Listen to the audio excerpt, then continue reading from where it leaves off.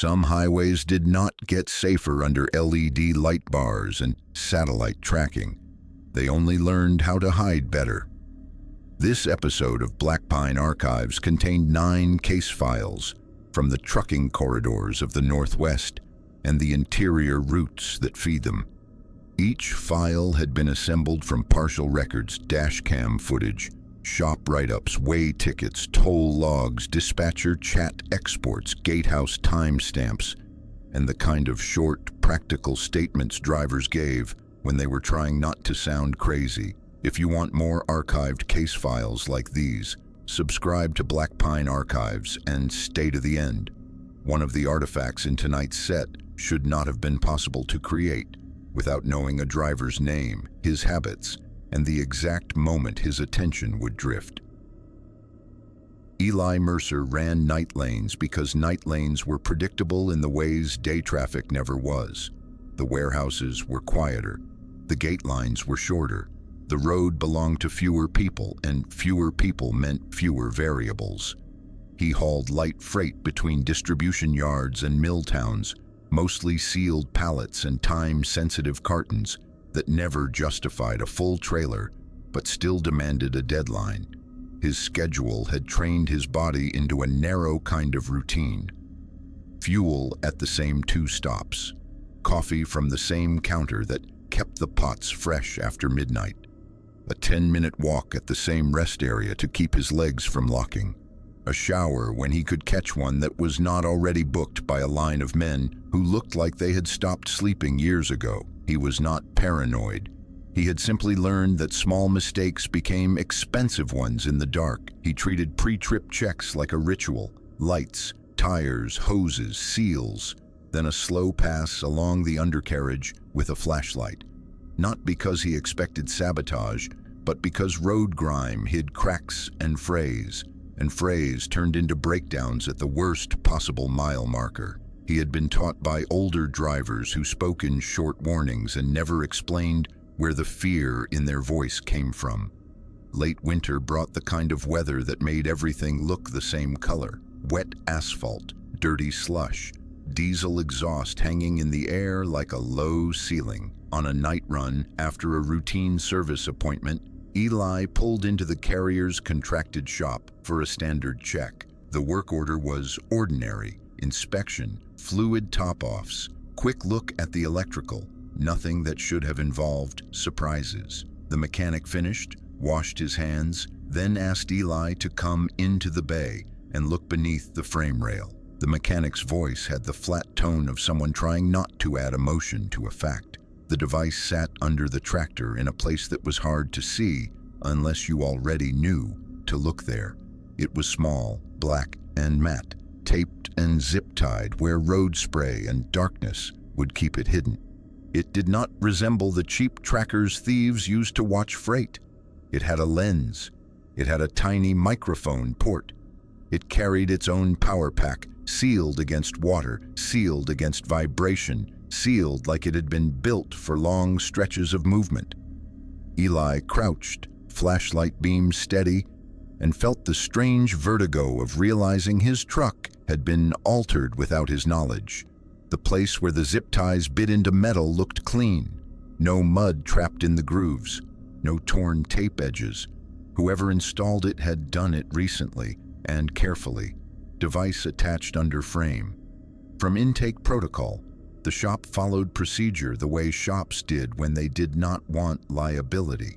Gloves, photos, a bag with a printed label. The mechanic wrote notes with the blunt efficiency of someone documenting an animal bite. Location, attachment method, condition, suspected function. The wiring did not splice into the truck's harness. There were no vampire taps, no amateur twist and tape. The device was self-contained. It did not need the tractor's power to live, which meant it had been designed to survive removal attempts and survive extended parking. That detail was the first one that made Eli feel truly exposed. A device that did not need his truck did not need his consent. It only needed proximity. He watched the mechanic place it on a steel workbench under bright fluorescent lights. It looked smaller there, almost harmless. But Eli felt a delayed physical discomfort, like realizing that a stranger had been standing behind him in a mirror for weeks, and he had never turned around. He asked for the shop's copy of the intake notes. He took photos of the underside of his frame, the tape residue, the cut ends of the zip ties. He did what drivers did when they could not control the road. He collected proof. The shop contacted a local electronics lab because the police were slow to respond and the carrier wanted answers before liability questions started circulating. The lab technician examined the housing, checked the sealed seams, and then did the thing that changed the entire story from creepy to purposeful. He extracted a SIM active. From lab report, it was not dormant. It pinged. It attempted to connect in timed bursts, not constant chatter, not a steady stream. It behaved like a unit waiting for a window. When it woke, it sent a packet, then slept again. The timestamps suggested a rhythm. It did not simply report location, it reported presence. The technician noted the IMEI. He noted the module type. He noted that the device had likely been built from commercial components, then assembled with the kind of competence that came from professional practice. It was not a hobby project. It was not a prank. The carrier urged Eli to file a report. The police officer who met him at the station treated it like a property complaint at first, then stopped typing for a moment when he saw the photos. The report that followed was short and unsatisfying. No owner trace. From responding officer summary, no subscriber record matched. The IMEI history dead-ended. The SIM's origin trail was a blank line. If it had been purchased, it had been purchased in a way designed not to exist. If it had been activated, it had been activated through channels that left no name behind. Eli drove away from the station with the sensation that he had done everything right and still failed. The paperwork did not protect him. The system did not name a suspect. The report did not close the loop. It simply recorded that something had been found, removed, and then filed. He tried to treat it like a one-time intrusion, something placed by mistake, something meant for another vehicle, something done by a thief who would never return. Once the device was gone, he changed his habits anyway. He stopped parking at his usual lot behind the 24-hour diner. He avoided the same shower chain.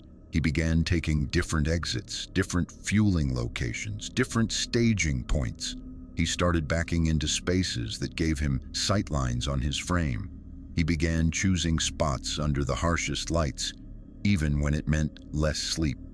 He started doing undercarriage checks twice per shift, once before leaving a yard, once after the first stop. He kept a flashlight with a narrow beam and a fresh battery. He learned where his frame rails cast shadows and where a small object could hide. 2 nights later, after a long run through wet snow and road salt, he found a second zip tie under his frame. It was cut cleanly, dangling like a loose thread. There was no device attached. There was no tape residue this time. There was only the unmistakable evidence that someone had been under there again, close enough to reach beneath his rig, and careful enough to leave almost nothing behind. Eli stood in a truck stop lot at 2 in the morning with his flashlight pointed at a piece of plastic swinging gently in the wind. He felt his heartbeat in his throat and the absurd urge to check his mirrors, as if a reflection might explain what the lot cameras would not. He pulled out his phone and recorded a voice memo because he needed something outside his own memory. I found another tie under my frame, clean cut, no device. It means someone came back. From driver voice memo, he filed another report. He received another case number.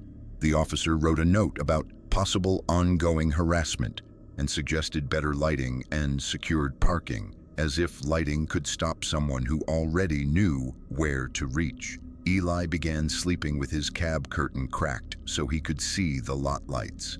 He began taking photos of his undercarriage like a man documenting bruises he could not explain. He made a folder on his phone labeled with the date written in words because he had begun to think in records. If something happened again, he wanted a timeline. He started noticing other small signs, the kind he might have dismissed before. A smudge on the step rail where boots did not usually land. A faint scratch on the frame paint in a place that would not scrape from road debris. A piece of tape stuck to the underside of a mud flap, new enough that the edges had not collected grit. Each artifact was tiny. Each one suggested hands. The most disturbing realization came in the months after, when nothing dramatic happened. No confrontation, no arrest, no clear threat. Only the steady sensation that he had been catalogued. He never proved who installed the camera. He never learned who paid for the SIM. He never got a name to attach to his fear. But he learned what the feeling meant. A truck could be watched without being followed. A driver could be mapped without being chased. The road did not need a face to study you. It only needed a place to attach itself. Whoever did it wanted the truck to keep moving. From carrier safety note archival transition, the next file shared the same pattern. Official looking procedure, one missing database entry, and a piece of paper designed to make a driver comply without thinking. Noah Brennan hauled refrigerated loads and kept immaculate logs because his company audited hard and punished harder. He lived by the rules that kept a cold chain intact. Pre-cool the trailer, record the temperature, seal the doors, document every stop. When he drove like someone who expected to be questioned later. Receipts, times, mile markers. A clean paper trail was a kind of armor. Roadside stops were part of that world. Inspections happened. Scales happened. The routine was supposed to be predictable. Pull over, hazards on, hands visible, documents ready, lights checked, seals verified, a quick look at tires and brake lines, then back on the road. It was never pleasant, but it made sense. It lived inside systems, and systems left records. The night it happened, Noah was running a refrigerated load through a corridor of interstate that cut between long stretches of dark timber and low farmland. The weather was stable, the air cold enough to keep the unit efficient. He was steady on the wheel, watching his mirrors the way truckers did when they knew the night could change without warning. The patrol SUV appeared behind him with the right silhouette, the right stance, the right reflective striping that caught his mirrors and folded back into darkness. The light bar did not flare into a full show, but the signaling pattern was unmistakable. A controlled pulse designed to pull him over without turning the highway into a spectacle. Noah complied without hesitation. He eased onto what looked like a gravel turnout, set his hazards, and waited with both hands visible. The officer approached with the posture of bored authority. The vest color was right. The boots were right. The flashlight beam moved with the slow confidence of someone who had done the same steps 1,000 times. The voice did not rise. The tone did not threaten. It sounded like routine. It sounded like the system. The details went wrong only after Noah complied. The inspection moved quickly, almost too quickly. The officer asked for documents and handed them back, without the usual pauses. The flashlight lingered on the seal, then moved on. The officer's gaze never drifted toward the face the way most people's did when they spoke. It stayed fixed on the paperwork, the trailer, the reflective tape, as if the human inside the cab did not matter. Noah expected a warning, maybe a short lecture about a minor issue, maybe nothing at all. Instead, he was handed a pamphlet-style citation sheet printed on clean paper with a tidy list of required corrective actions. It looked official at first glance, but it had the wrong kind of newness. The paper was too white, the ink too crisp, the fold lines too perfect, as if it had been printed moments ago and folded by a machine. It included a badge number, a unit identifier, a location code for the stop, a deadline written in words. and a box marked driver acknowledgement that Noah recognized as the kind of thing people signed without reading. Noah did not sign. He photographed the paper on instinct because something in him disliked how clean it looked, how eager it seemed to be filed into his life. I took a photo because it looked wrong. Too fresh. Too tidy. From Noah's written statement, he asked for clarification in the calm tone drivers used when they did not want to escalate a stop. He received nothing that resembled an answer. The officer's attention drifted toward the shoulder as if listening for something Noah could not hear. Then the officer stepped back, returned Noah's documents, and walked toward the SUV. Without urgency, the patrol vehicle pulled away. No siren, no flare of lights. It simply dissolved into the dark like it had never been there. Noah sat for a moment with his hazards clicking and the cold unit humming behind him. He waited for the delayed surge of adrenaline to settle, then logged the stop in his notes and rejoined the highway. He told himself it was just an odd inspector, an odd print run, a new form. By the time he reached his drop, the paper had begun to feel heavier in his folder, like an object that wanted to be noticed. The next morning, his safety department asked for the citation. His company ran strict compliance. Anything labeled corrective actions triggered an internal chain. Verify, schedule service, submit proof, close out the issue. Noah forwarded the photo first. He did not want to risk losing the physical sheet. The response from the compliance officer arrived quickly and contained a single line that made Noah's stomach go tight. Badge numbers invalid. From incident follow-up report, the company contacted the local DOT office. The DOT office requested the badge number and unit identifier. The compliance officer sent them. The DOT office replied that the badge number did not match any current employee record. That alone could have been a typo, but the unit identifier did not match a fleet number either. Not current, not historical. The compliance officer tried alternate formatting, tried removing hyphens, tried variations that sometimes solved simple data entry errors. Nothing populated. Noah called the sheriff's office because the stop had occurred on a stretch their dispatch usually tracked. The dispatcher who answered him did not laugh, did not dismiss him, took the details, promised to check logs, and called him back later with a quiet edge in their voice. No unit dispatched.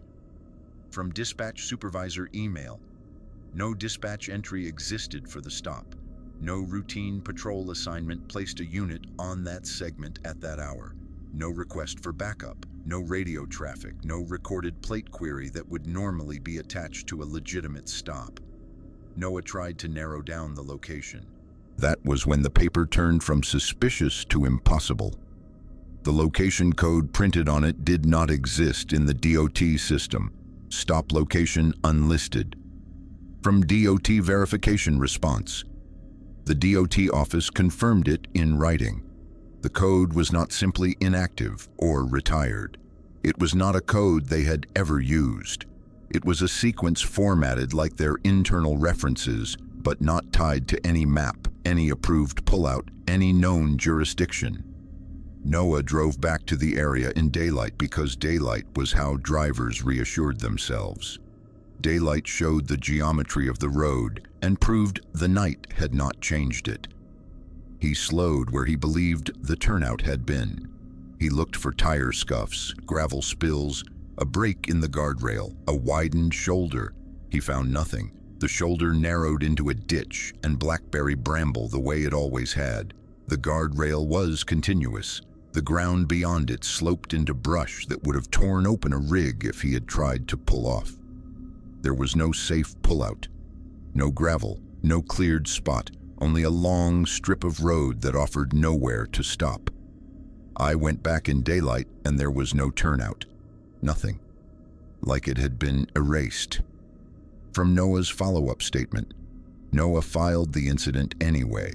He uploaded the photo. He submitted the physical paper to an investigator who placed it in an evidence envelope and warned him, with tired honesty, that it would likely go nowhere. Fake citations were common. Impersonation scams existed. People printed convincing forms to frighten drivers into paying fees through bogus channels. This paper demanded no money, no website, no number to call. It demanded compliance. 2 weeks later, Noah found another sheet under his wiper at a truck stop 3 counties away. It used the same formatting, the same clean paper, the same tidy list layout. The badge number was different this time, but the structure was identical, like a template being reused. He photographed it before touching it, because by then he had learned that the smallest details mattered. It contained a single line that did not belong in any citation. It instructed him to return to the same stop location at the same hour on the dark of the moon for a follow-up inspection. Noah did not go.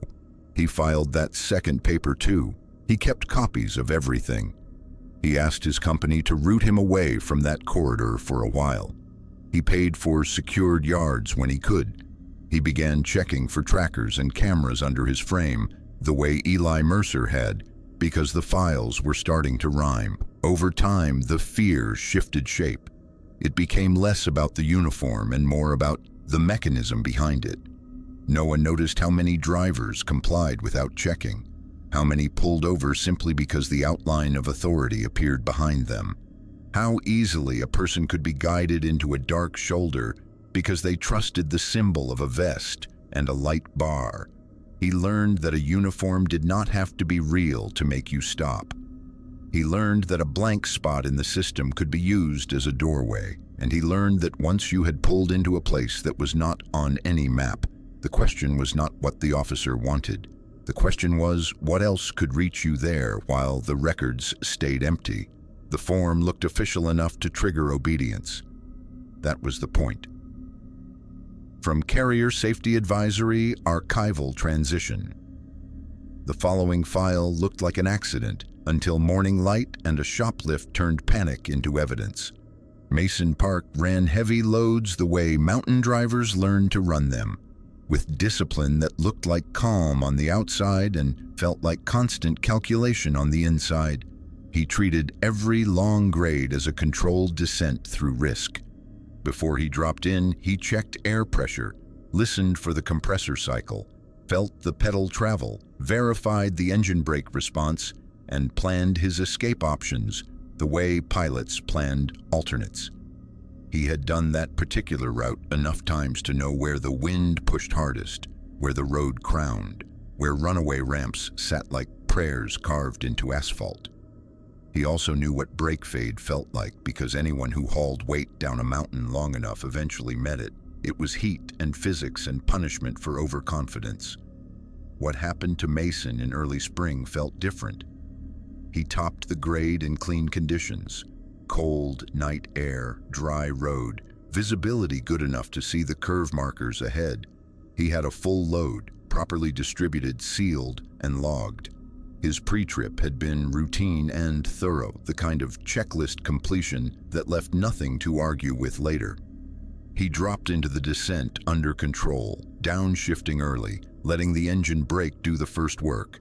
The trailer followed straight. The steering felt normal. The truck behaved like a machine that wanted to keep him alive. Halfway down, the pedal changed, not a dramatic drop to the floor, not a hard snap. Not a warning light that flashed like a headline. It softened, as if the resistance had been replaced with something damp and yielding. The pedal travel lengthened by a fraction, then another fraction, until it felt like stepping into wet clay and waiting for the ground to remember it was supposed to hold. Mason tested it again in the controlled way drivers did when they were trying not to panic. Light pressure, release, another press. The response lagged, delayed by a heartbeat too long. The truck's speed began to creep. He leaned harder on the engine brake. It did not bite the way it should have. The deceleration felt sluggish, as if the system had turned elastic and could no longer translate his intent into friction. He did not wait for it to become catastrophic. He reached for his phone and made the call while he still had control of his lane. Voice clipped and precise, giving mile markers and load type and the word that triggered priority in an operator's ear. Break fade call. From emergency call summary, the dispatcher log later noted something small but telling. Mason did not describe smoke, smell, or heat, shimmer the way most break fade calls did. He described softness, delay, a pedal that no longer felt connected to the system. He kept the truck straight and made decisions in seconds that felt like minutes. He reduced speed where he could, took curves wide and steady, used every safe stretch to bleed off momentum without overheating what remained of his braking power.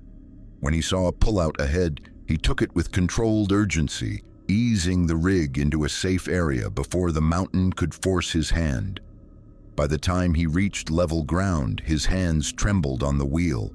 His jaw ached from clenching. The muscles in his forearms burned the way they did after a near miss, because survival used the body like a tool and left it worn out afterward. He parked in the first safe lot he could find and waited for a service truck under bright lights, because bright lights were the closest thing to reassurance the road offered at night.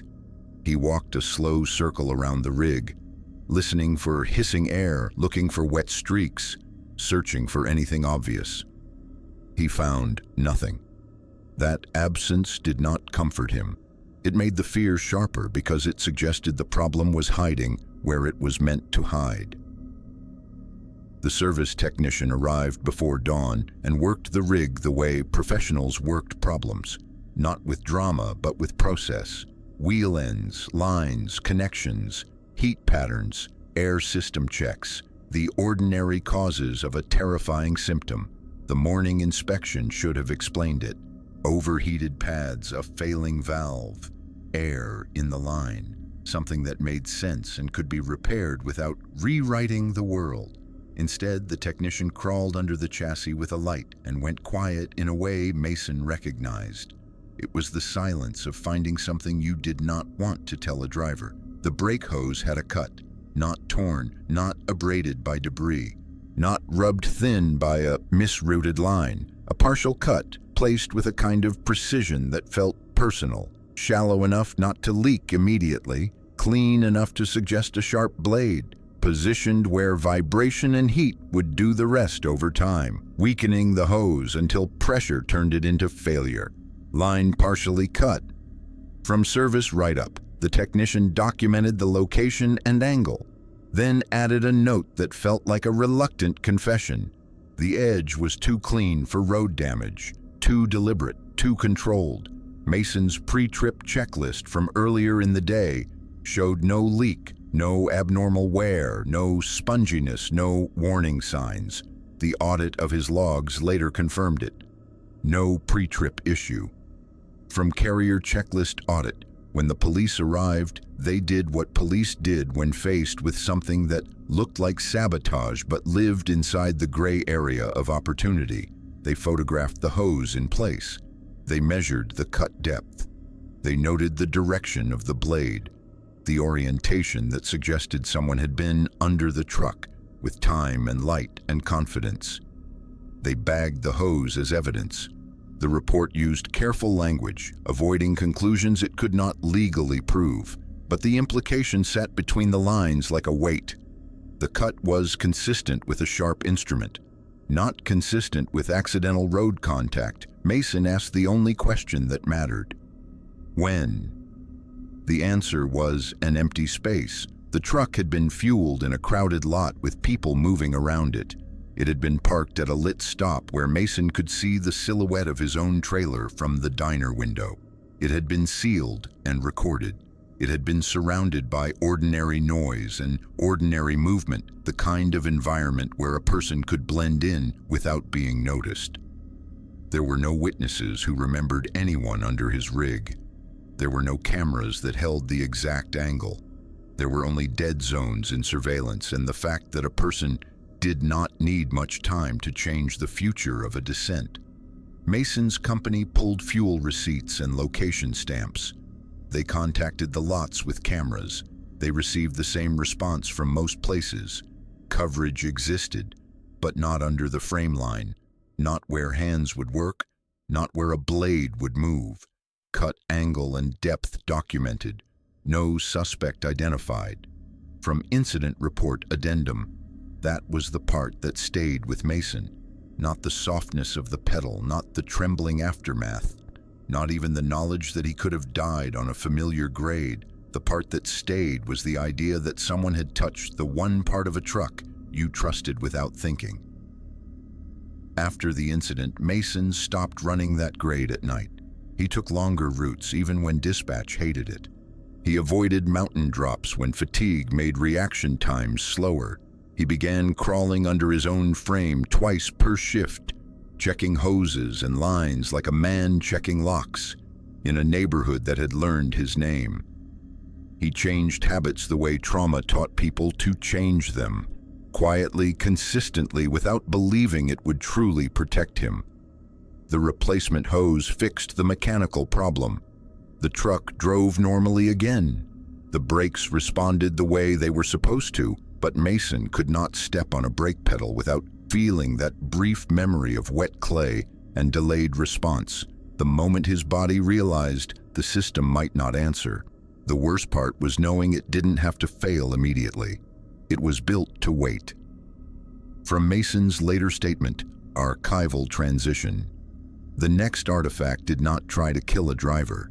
It tried to prove it knew where he lived.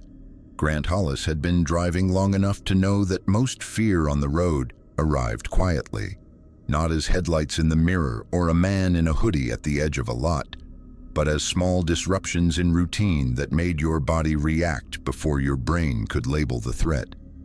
He ran regional freight on a predictable loop, the kind of work built around rest areas that felt like safe habits. There was one stop he used for years, a well-lit stretch with clean bathrooms, steady traffic, and cameras posted high on poles like an unspoken promise. He parked there because familiarity reduced risk, and because nothing serious had ever happened there.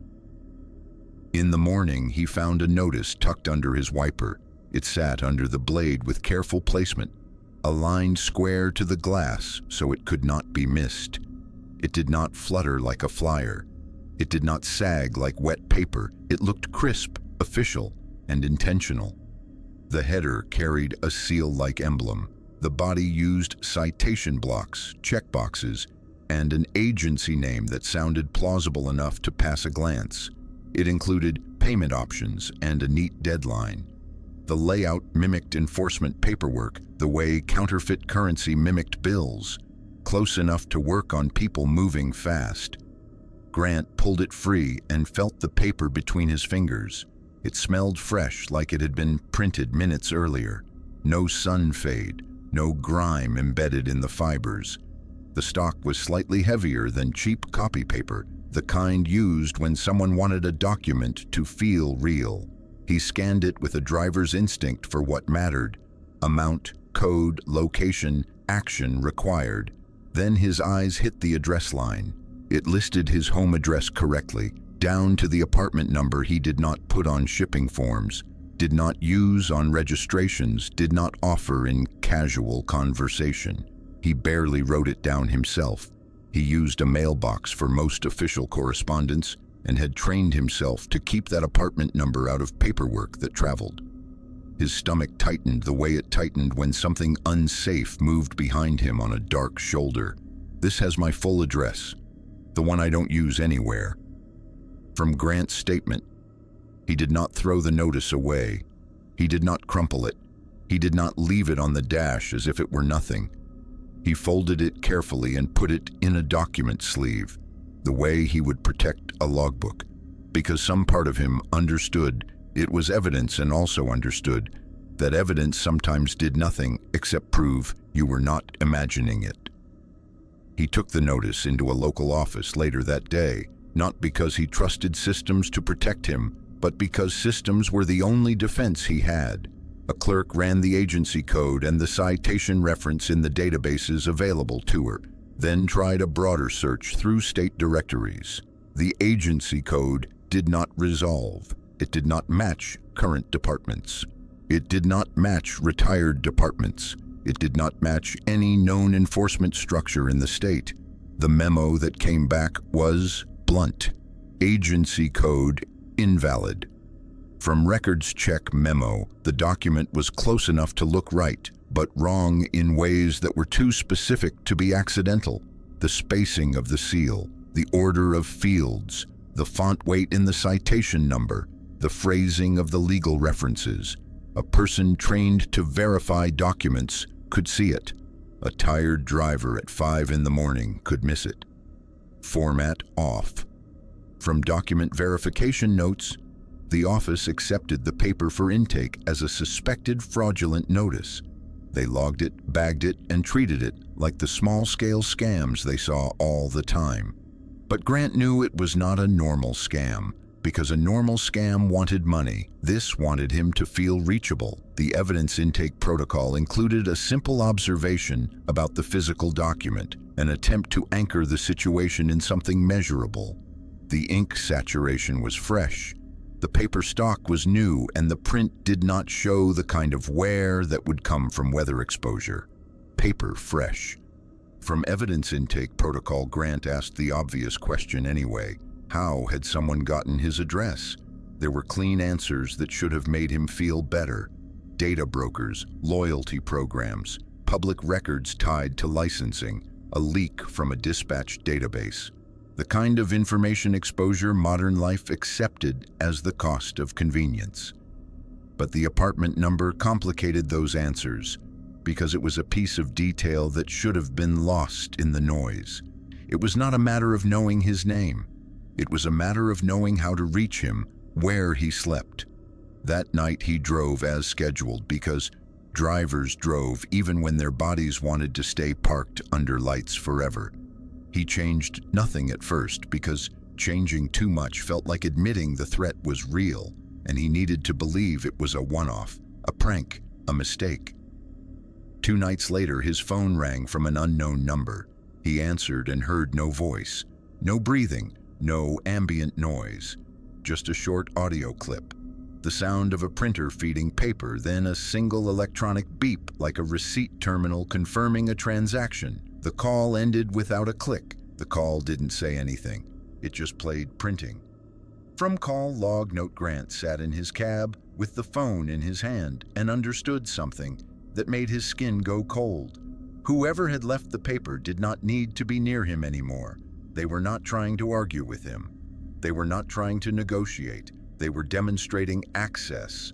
He tried to respond the way a rational person responded to intrusion. He changed his registration address everywhere he could access. He froze his credit. He disabled loyalty programs and accounts tied to travel points. He switched from card payments to cash at stops, even when it cost more and slowed him down. He requested new phone numbers and rerouted his mail. He watched his own online footprint like it was a live wire. None of it felt sufficient, because the problem was not only the data, it was the message. The fake fine did not threaten violence. It did not demand money. It did not offer a clear motive. It existed as a physical token, a convincing counterfeit with a single purpose: to tell a driver in the most intimate bureaucratic language possible that someone could reach through paperwork and touch his home. In the weeks that followed, Grant began noticing small changes in his environment that he could not prove were connected, but could not ignore. A different truck parked beside him in lots where he usually had space. A gas receipt printed with a misaligned line as if the machine had been serviced. A new parking policy flyer posted on a bulletin board that no one else seemed to read. He documented everything anyway, because documenting was a way to stay sane. He kept copies of his own reports. He requested updates from the office and received none. The document stayed in an evidence locker, labeled and filed, a silent artifact that could not be traced to a printer, an agency, or a person. Grant continued to drive because stopping meant losing his income, and because fear did not pay bills.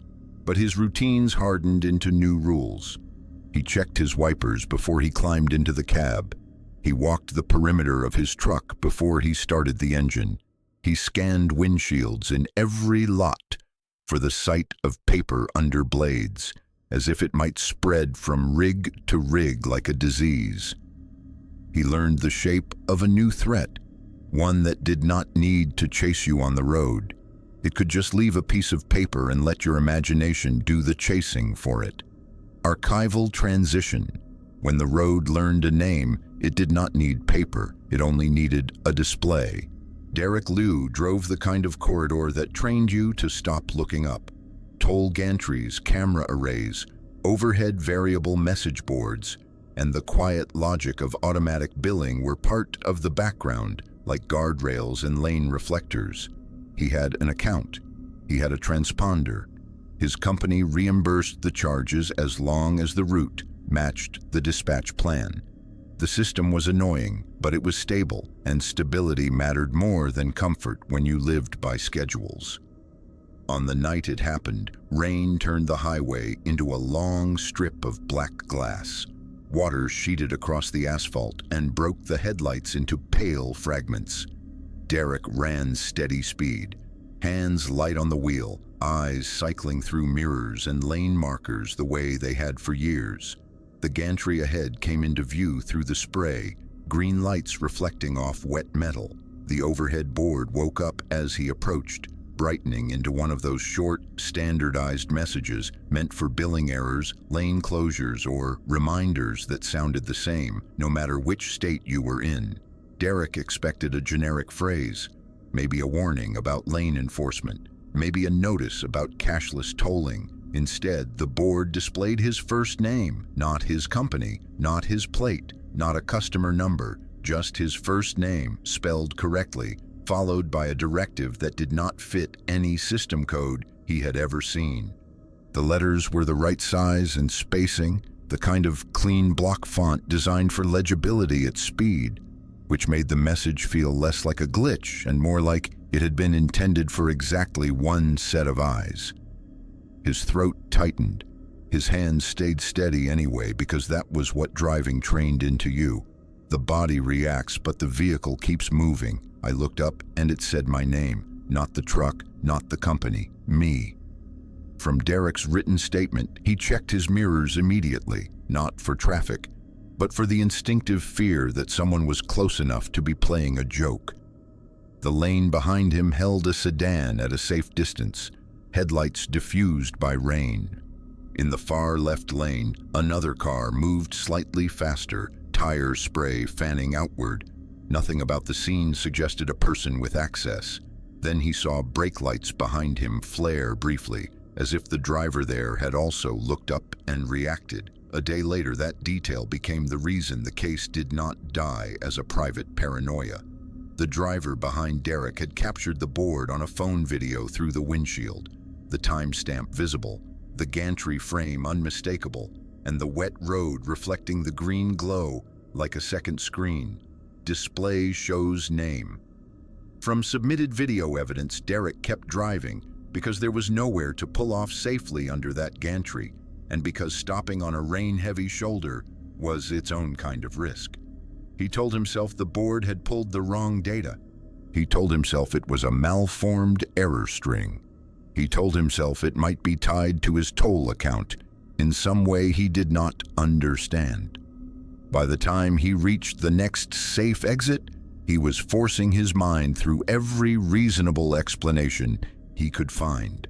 A custom message feature he had forgotten about, a company fleet tag, a billboard misfire, anything that kept the world predictable. He contacted his bank first because banks kept records that either confirmed reality or destroyed it. A support agent walked through his account history and settings, while Derek watched the app in his own hands. There were no custom tags, no personalization, no field anywhere that would permit a toll operator to display an individual driver's name on a variable message board. Account not linked. From bank support transcript, he contacted the toll service next. The operator responded in the language of policy and limits, the kind of statement designed to close a problem rather than investigate it. Their boards, they said, could not display personal names. Their message library contained only standardized phrases. Their boards pulled only approved templates. Their system did not ingest customer identity in a way that could render a first name across a highway. Operator denies. From roadway service statement, the video remained anyway, and the video did something that denial could not undo. It made Derek's experience portable, shareable, verifiable, not in the sense of proving a cause, but in the sense of proving it happened. The next day, Derek drove the same corridor in daylight, under clear weather, as if returning to the scene could force the world back into logic. The gantry displayed ordinary messages, speed advisories, lane information, nothing that belonged to him. That should have been the end of it. A one-time fault, filed under weird infrastructure and forgotten the way drivers forgot most things that did not hurt them. But a week later, the story changed shape. Derek began receiving emails from anonymous addresses with subject lines that contained no words, just blank space or a single period. The messages carried screenshots of his toll charges, cropped close enough to show the date, time, gantry ID, and the charge line, but not wide enough to reveal the surrounding interface. The screenshots looked like internal reporting, not the customer-facing portal. They included fields he could not normally see, presented in a layout that suggested back-end access. The first email arrived after midnight. The second arrived 2 nights later. The third arrived exactly 1 week after the board had displayed his name. Within the same hour window, the screenshots always included a small marker in the corner, 3 dots arranged like a triangle, too clean to be accidental, too consistent to be random compression artifact. The dots were identical in size and spacing every time, as if stamped there deliberately. Screenshots show internal-looking fields with a 3-dot marker. From Derek's incident summary, Derek forwarded the emails to his company's security contact. He changed passwords. He enabled extra verification. He scanned his phone for malware. He did everything a modern person did when the threat seemed digital, because digital threats had digital remedies, and he needed remedies. Nothing changed. The emails kept coming, always spaced just far enough apart to feel like patience. The toll service insisted again that their boards could not display names. The bank insisted again that no personalization existed. The police report that followed treated the emails as harassment, with unknown origin and limited traceability. Nothing in the system matched the specificity of the experience. Derek's route began to feel less like a road and more like a corridor with eyes. He found himself looking up at every overhead sign now, scanning for his name, the way you scanned mirrors for tailgaters. He began covering his dashcam lens with his palm at toll points out of a reflexive fear that someone could see through it, which made no technical sense and still felt necessary. He did not know what the 3 dots meant. He only knew the pattern was evolving. It had moved from hardware attached beneath a vehicle to software above a highway, and both had learned something about him that they should not have been able to know. Archival transition. The next file involved a number that should not have appeared anywhere in trucking. 0.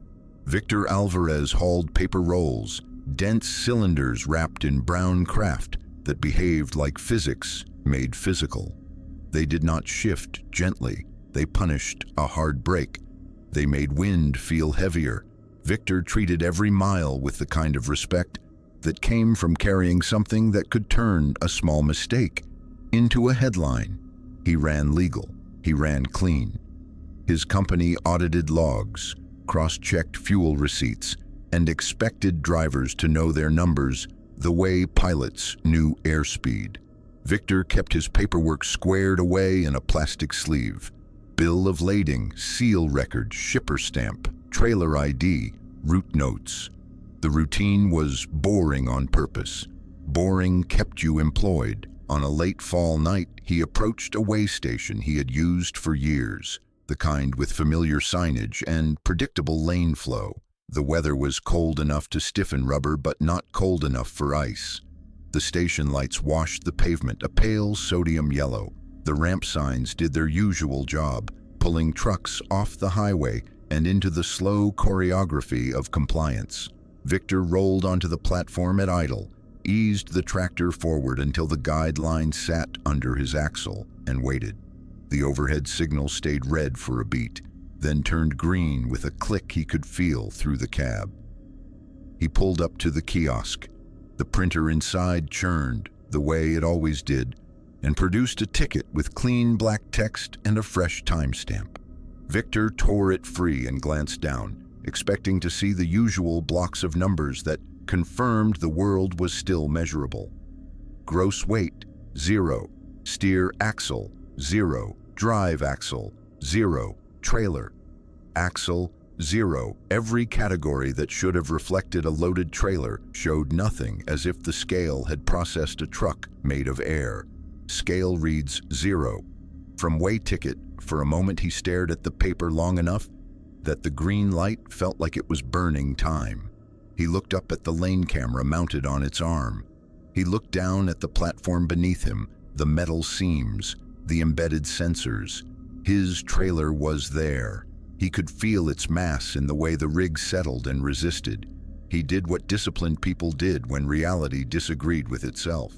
He checked the other source. His bill of lading showed a standard heavy load, with a shipper signature and stamp that were still damp enough to smear if you pressed hard. BOL shows 38,000. From shipping documents, Victor pulled off to the side, hazard lights on, and called his dispatcher with the ticket in his hand like an accusation. The dispatcher told him to reweigh somewhere else, document everything, and do not move again until the numbers made sense. Victor complied because trucking was a profession built out of compliance. Within the hour, he drove to a truck stop scale with a known calibration record, paid at the kiosk, and rolled forward onto the platform. The display read normal. The ticket printed normal. The gross weight matched his paperwork within expected variance. The axles broke down exactly the way his experience predicted. Reweigh normal elsewhere. From carrier incident report, that should have resolved it as a glitch at a single station, a printer fault, a sensor hiccup, a bad network packet, something small and annoying, the kind of thing infrastructure did when it was old and underfunded. But Victor's ticket from the weigh station did not look like a malfunction. It looked like a completed transaction. It carried the lane identifier. It carried the time. It carried the station code. It carried the formatting of a valid weigh, just filled with emptiness, as if the system had been instructed to treat him as non-existent. He contacted the station office the next day. The person on the phone sounded tired before Victor finished his first sentence. The response was quick and dismissive. The printer must have misprinted. The sensors must have faulted. The database must have returned a null read. Victor asked whether the station's internal logs showed his truck as having passed. The answer came after a pause, the kind of pause that suggested someone was looking at a screen they did not understand. He is in the lane log, but the entry shows no recorded weight. From station call notes, Victor filed a report anyway. He made copies of both tickets and attached them to the incident file. The DOT office gave him the predictable explanation of a system error and offered no interest in pursuing it further. Nobody wanted to chase a story that started with a number that made no sense and ended with a driver who had already proven compliance. So Victor kept the 0 ticket in his logbook sleeve like a superstition, not because he believed in magic, but because he believed in patterns. A week later, on a slow night at a rest area, he pulled the ticket out again under his cab light and noticed something he had missed the first time. Beneath the timestamp, almost invisible unless the paper caught the light at an angle, sat a tiny mark. 3 dots arranged like a small triangle. The ink was faint. The placement was too consistent with machine printing to be a stray smudge. It looked like a watermark that had decided to reveal itself only after the fact. I thought it was nothing, but the dots were printed. They were part of the ticket. From Victor's written statement, he showed it to another driver the next evening, more as a curiosity than a warning. The other driver did not laugh. He reached into his own binder and pulled out a photo on his phone. A way ticket from a different location, a different date, a different lane code, showing a different kind of impossible reading. Not 0 this time, but an axle breakdown that did not add up, as if the trailer weight had been subtracted from itself. The photo carried the same faint triangular dots beneath the timestamp. Victor felt the kind of cold that was not weather. He realized the mark was not an accident of one station. It was a signature, a repeatable artifact that survived geography. He started asking quietly at fuel islands and scale lines, careful not to sound like a man chasing ghosts. A few drivers had nothing. Most had never looked closely at their paperwork. But 2, then 3, then more admitted they had seen strange tickets, weights that vanished, axles that did not count, readings that returned blank while the lane system still logged a pass. The common thread was always the same. The ticket printed like a proper record, complete with official formatting, and then the numbers insisted the truck was not there. Victor began treating way stations differently. He kept extra copies. He photographed every ticket under a consistent light. He wrote down lane numbers and times even when nothing seemed wrong. He stopped thinking of scales as neutral machines and started thinking of them as places where the system either recognized you or refused to. A load did not become lighter because paper said so, but paper was how the road decided what existed, and in at least one network of stations, something had learned how to print a lie with official ink. Archival transition. The next case looked like theft on camera until the gate logs suggested something more disturbing than stolen equipment.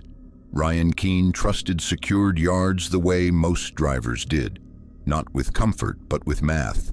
Cameras lowered risk. Gate logs created accountability.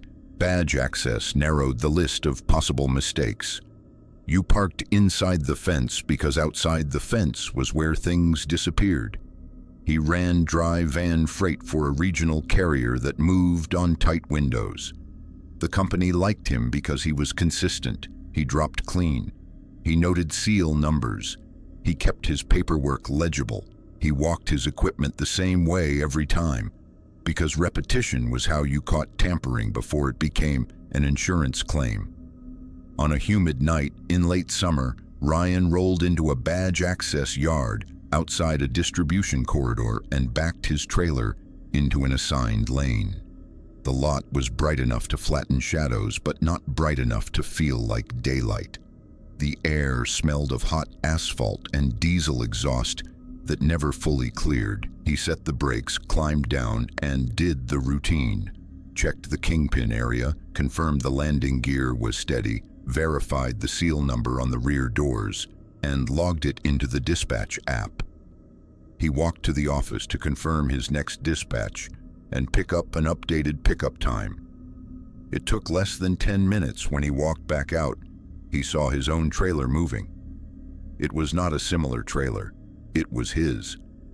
Same faded patch on the left rear door where a sticker had been peeled. Same scuff line along the lower rail where a forklift had kissed it months ago. Same reflective tape pattern, including one section that had been replaced and sat slightly brighter than the rest. A tractor unit he did not recognize was hooked to it. The rig rolled forward at a slow, deliberate speed, not hurried, not sloppy, like someone who knew exactly where the cameras were and did not care. Ryan stood near his own tractor, keys in his hand, and watched what looked like his equipment leaving without him. I saw my trailer moving like it belonged to someone else, and I was standing right there. From Ryan's written statement, the first thing his body did was refuse the scene. His mind tried to fix it by rearranging the details. Maybe he was looking at another lane. Maybe he had dropped in a different row. Maybe the office had moved his assignment. Maybe someone had yard shifted it to clear space. But the trailer passed a light pole and the beam slid across the rear doors, hitting the seal. Ryan recognized the number even before his brain finished catching up.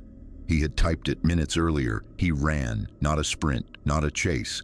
A fast, helpless jog made slow by disbelief and the distance that always existed between a man and a machine he could not stop. He reached the lane as the trailer's rear cleared the painted line. The yard noise shifted around him, fans, idling engines, a distant air tool. The tractor pulling the trailer did not accelerate. It simply continued. Ryan reached for his phone with shaking fingers and called the gatehouse. The gatehouse did not answer in time. By the time he got to the security fence line, the unit was already approaching the outbound lane, its trailer tracking perfectly between cones, as if it had done this 100 times. The gate arm rose. That was the moment the scene crossed from impossible to documented. The yard system, whatever it believed it had scanned, had granted permission. The camera footage was pulled within the hour. Duplicate unit observed. From CCTV incident note on the monitors, the sequence looked worse than it felt in real time. The departing tractor entered the outbound lane, paused at the kiosk, and rolled forward when the arm lifted. The trailer followed with smooth alignment.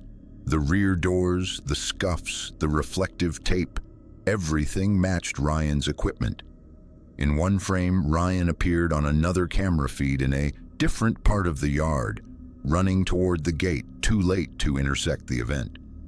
The yard manager's first explanation was a familiar one: camera distortion, compression artifacts, a visual overlap that made it look like the wrong trailer. The manager spoke the way people spoke when they needed the world to return to categories. Then they checked the gate logs. The system showed 2 exits within minutes. One was recorded for the departing unit with a badge ID that did not belong to any active account. The second exit was recorded later, when Ryan's actual tractor left the yard under his own credential, after the incident was reported and the lot was temporarily locked down. Gate log shows 2 exits. From yard access, Export Ryan asked the question nobody wanted to answer out loud: which exit belonged to reality? Security zoomed in on the departing tractor's plate. The plate existed in the frame. The shape, the reflectivity, the mounting angle, all of it was there. But the letters and numbers never resolved. It was not motion blur. The tractor had moved slowly and the camera had captured crisp detail on nearby surfaces, rivets on the trailer, raindrops on the lens housing, the edge of a gate sticker. Only the plate remained wrong, as if the image refused to render it into readable text. Plate unreadable. From security report, the yard manager treated that as a camera failure until he tried to print the frame and found the same effect on paper.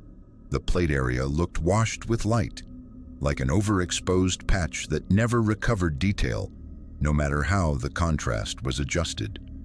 Ryan insisted they do inventory immediately. They walked the rows with flashlights and clipboards, counting trailers, checking seal numbers, matching lane assignments to dispatch records.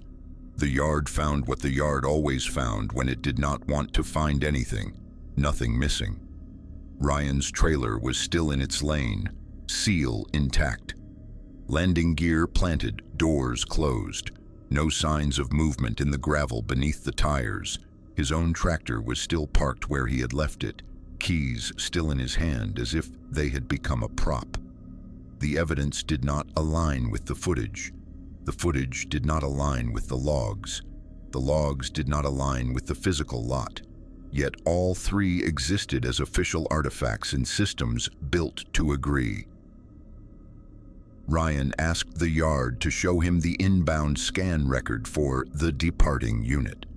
The manager searched for it, brows tightening, scrolling through timestamps. There was no inbound record. There was only the outbound event, as if the unit had appeared inside the yard, already authorized, already present, already halfway through a process that assumed it had always been there.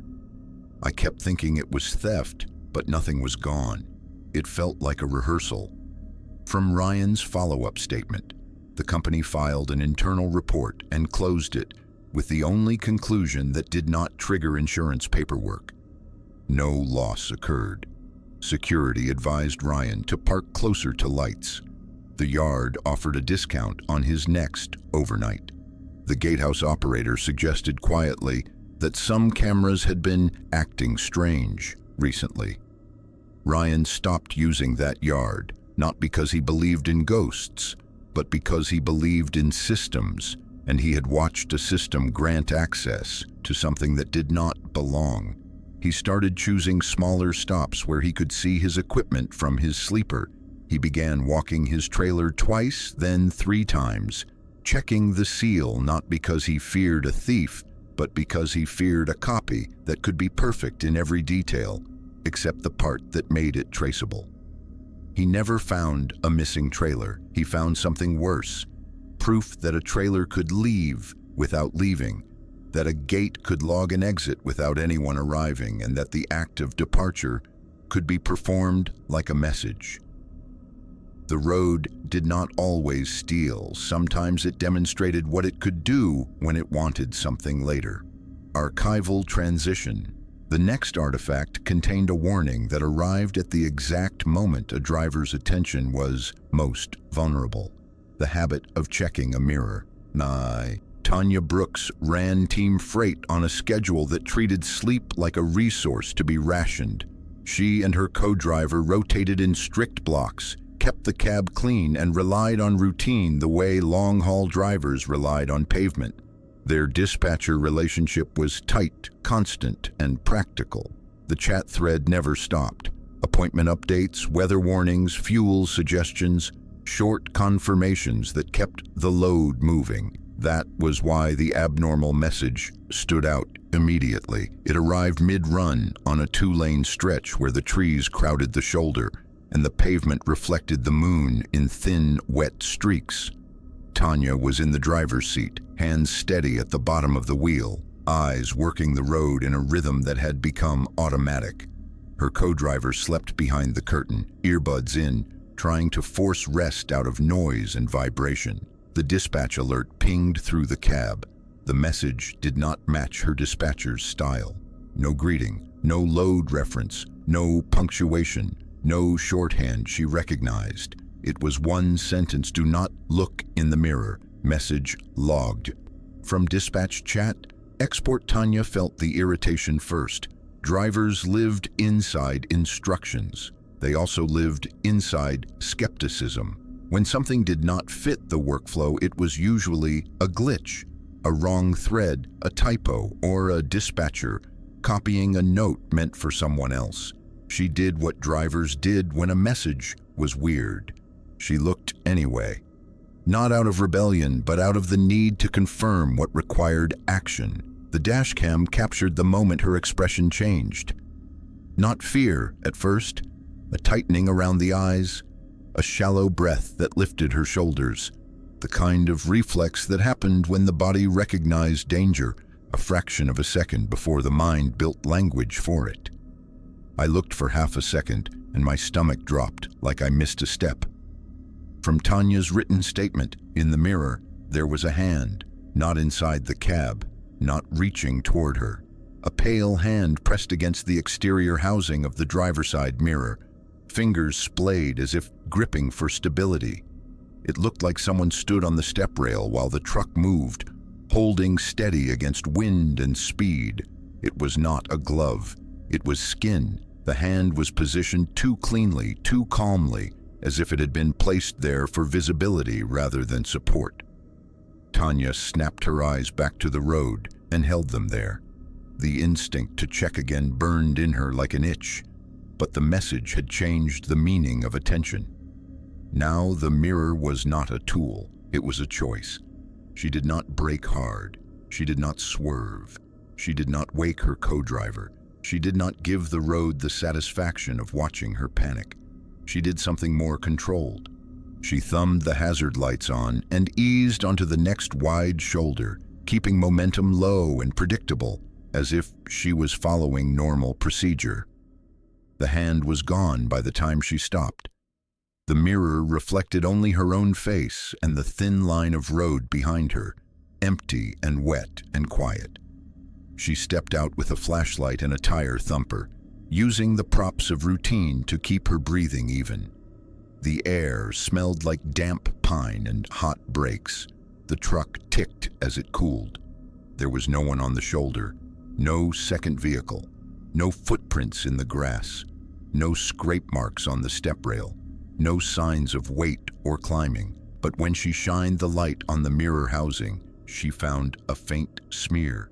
It looked like skin oil mixed with road dust, a soft pattern where fingers had pressed. She photographed it.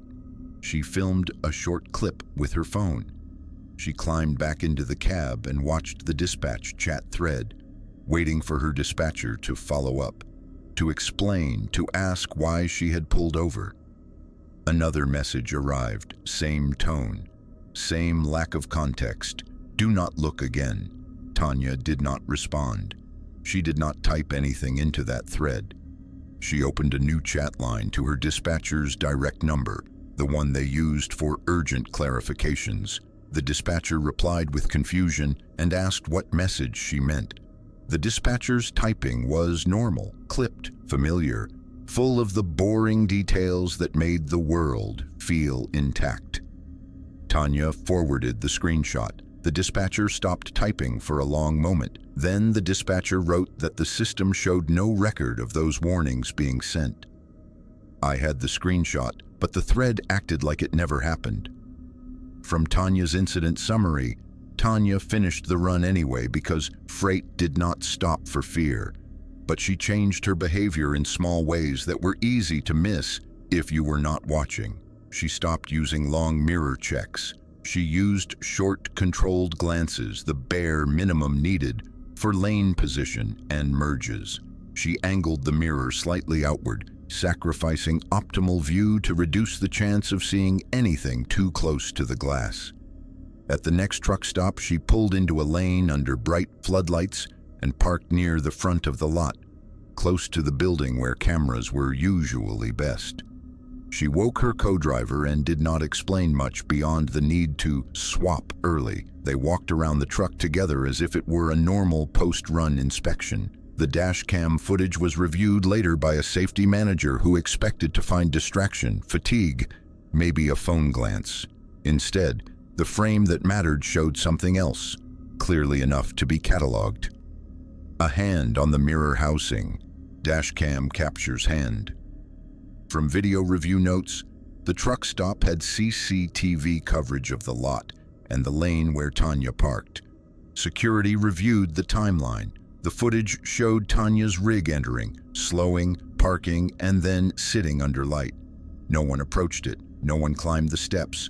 No one moved along the driver's side in the minutes before she stepped out with her flashlight. No one on CCTV. From truck stop security statement. The police treated it like a prank, then ran out of prankster. They asked about road rage. They asked about hitchhikers.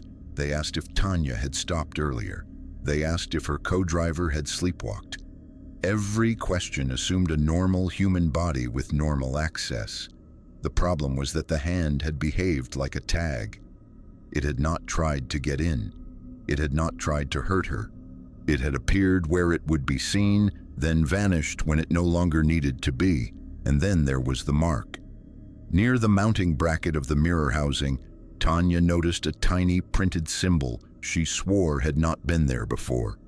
3 dots arranged like a small triangle. It was not scratched into the metal. It looked applied, like ink or a decal so small it could pass as grime unless you were searching. I wiped it with a rag, and it didn't smear. It was like it belonged there. From Tanya's statement, she replaced the mirror the next morning at a service bay. New housing, clean glass, fresh bolts. She watched the technician tighten everything as if witnessing the creation of certainty. Within days, the 3-dot mark appeared again in the same place, faint and precise. Tanya stopped using dispatch chat the same way. She began verifying any unusual instruction through a second channel. She learned to distrust warnings that arrived without context. She started treating the system itself as a road surface that could be altered, a place where authority could be mimicked and where compliance could be used as a trap. She kept driving because drivers drove, but she stopped checking mirrors the way she used to. She began looking like someone who understood that attention could be harvested, that a glance could be an invitation, and that the road did not need to chase you if it could teach you to obey. Archival transition. The final file did not leave paper. It left sound, and it followed a driver even after the pass. Hector Salazar ran night freight the way some people ran a treadmill. Steady pace, fixed route, mind locked into survival by routine. His company specialized in late transfers between hubs, the kind of work that kept him on interstates when most of the world slept. He liked the quiet because it reduced variables. He liked the dark because it made the road honest. Everything that mattered was either reflective paint, a line of taillights, or nothing. He had driven enough years to read sound the way other drivers read weather. He could tell if a vehicle was approaching fast or slow by the pitch and the way it climbed under the wind. He could tell what lane it was in by where the noise sat in his ears. He could tell when something was pacing him, even without looking, because the air pressure changed and the trailer responded like it had its own nerves. That was why the overtake felt wrong before he could name it. It happened on a moonless segment of highway where the trees swallowed the shoulders and the sky looked like a lid. The pavement was damp, not raining, just enough moisture to turn every reflective marker into a small floating point of light. Hector held the right lane at a legal speed, cruise set, hands relaxed but present. His dash cam recorded the usual: the white edge line, the center stripes, the distant shimmer of signs. Then the trailer tugged, not hard, not violent, a smooth sideways pull like a hand on a sleeve. The cab pressure shifted. The air beside his driver's side window thickened. Something passed him in the left lane, but there were no headlights, no marker lights, no underglow from running lamps, no blue-white wash across his mirrors, just the sensation of motion and the faint impression of a shape interrupting darkness for a fraction of a second. The dashcam footage later showed what his eyes had struggled to interpret: an empty left lane, a slight distortion in the wet reflection on the pavement, and the absence that mattered most: no headlights captured. From dashcam review, Hector did what drivers did when their brains tried to protect them with denial. He checked mirrors. He scanned the lane ahead. He waited for taillights to appear, waiting for the passing vehicle to become normal again once it cleared his front bumper. The sound should have moved forward, then faded. It did not. The engine note stayed beside him, level with his cab, as if the passing vehicle had stopped accelerating and had settled into his blind spot. The pitch was steady, not rising away, not dropping back. It sat in the same place, a constant mechanical presence matching his speed with perfect discipline. Hector felt his throat tighten. The fear did not arrive as panic. It arrived as calculation. A passing vehicle that did not move away was either pacing him or unable to pass, or not truly there. He lowered the radio volume until it clicked off, removing the easiest explanation. The sound remained. He adjusted his fan speed, then shut the fan off. The sound remained. He cracked the window half an inch, just enough to let cold air cut in and prove the noise was outside. The sound became clearer, closer, as if it had been waiting for permission to enter his attention fully. I heard it right beside the cab, like it was running level with my door. From Hector's recorded statement, his dash cam captured his head turning slightly, The micro-movement of a driver fighting the instinct to look too long into a mirror. His shoulders stiffened, then his hands tightened on the wheel. The truck stayed in its lane. The line stayed true, but his body was bracing for impact that did not come. He thumbed his phone and called for patrol assistance. He kept the call brief because even rational speech felt fragile in the presence of something that refused basic rules.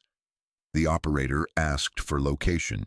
Hector gave mile markers and route names, then listened to the engine sound that continued to hold position beside him as if it was listening too.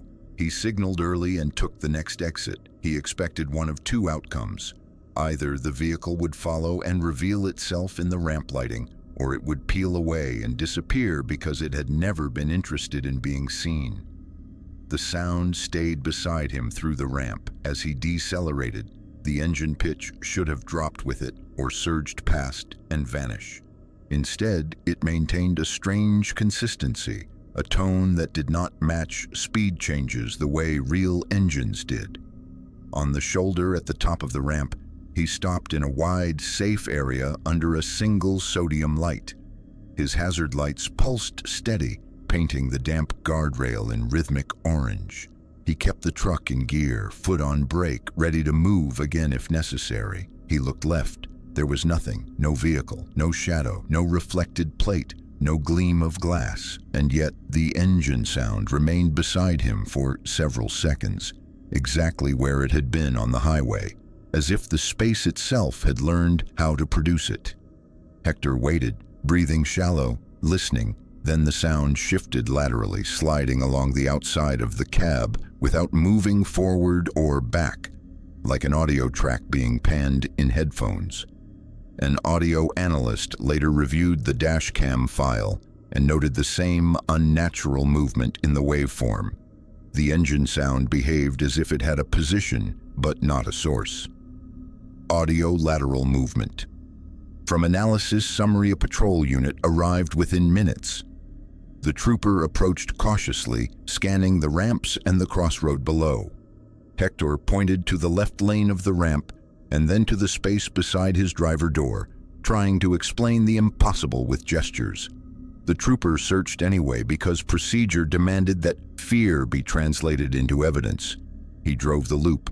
He checked the shoulder. He ran the frontage road in both directions.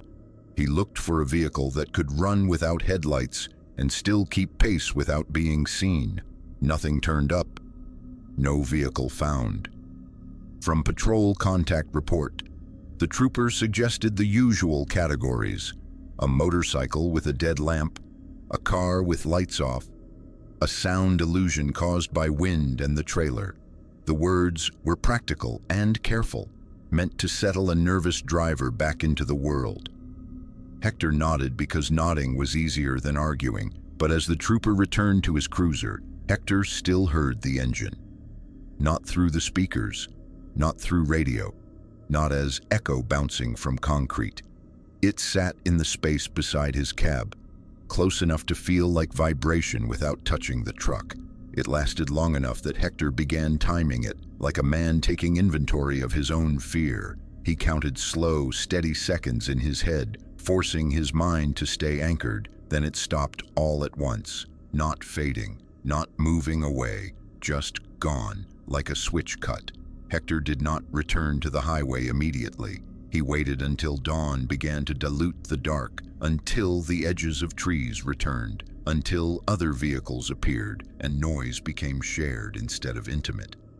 He drove the remaining miles with the radio off. When he reached the yard, he did a full walk around, as if he expected to find something physical attached to explain what his ears had recorded. He checked tires, lights, mud flaps, fifth wheel, airlines.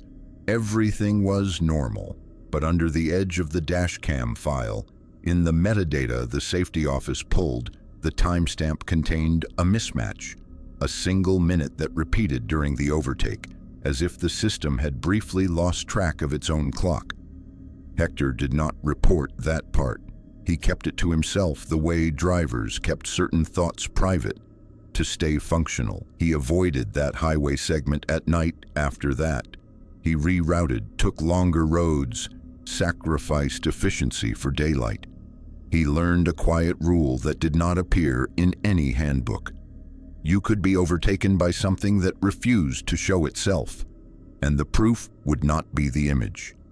The proof would be the sound that stayed beside you after the pass, teaching your body what it meant to be accompanied, even when every camera insisted you were alone.